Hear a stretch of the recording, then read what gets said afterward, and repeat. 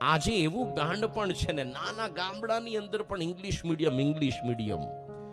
તમે જો દુનિયાનો કોઈ દેશ આવી ભૂલ કરતું નથી. અંગ્રેજો ઘણા દેશો પર રાજ કર્યું, પણ ભારત અને આજુબાજુના પાકિસ્તાન, બાંગ્લાદેશ ને આ બધા જ અંગ્રેજી ચોંટી રહ્યા. બીજા બધા માતૃભાષામાં પાછા આવ્યા. ચાઇના તો ચાઇનીઝમાં જ ભણાવશે. આપણા લોકો બિઝનેસ કરવા જાય તો વચ્ચે દુભાષો રાખવો પડે. જેપન તો જાપાનીઝ, જર્મન તો જર્મન. એ લોકો તો અંગ્રેજ બાજુમાં જ છે ને, પણ છતાં એના વિરોધી છે. ફ્રાન્સ તો ફ્રેન્ચમાં જ બોલશે.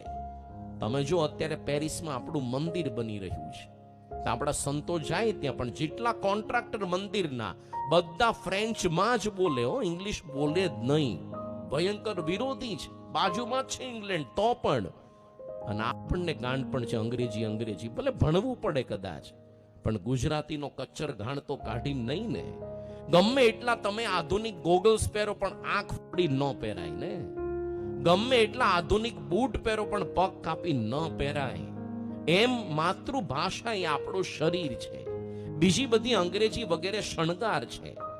પ્રમુખ સાંઈ મહારાજ એટલે વર્ષો પહેલા જેટલા આપણા પરદેશની અંદર મંદિરો છે, લંડન કે અમેરિકામાં, દરેક જગ્યાએ રવિવારે આપણા દીકરા દીકરીઓને ગુજરાતી ભણાવવાની સ્કૂલ્સ ગોઠવી છે, ક્લાસરૂમ્સ બધા ત્યાં.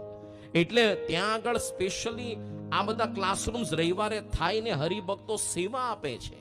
તો એ લોકો વચનામૃતનો અર્થ સમજી શકે, કારણ કે વચનામૃત આપણો મોક્ષદાયી ગ્રંથ છે. ઇંગ્લિશમાં ન આવે એ પ્રકારનું. તો આ મંદિર દ્વારા આપણી ભારતીય સંસ્કૃતિ આખી જીવંત રહે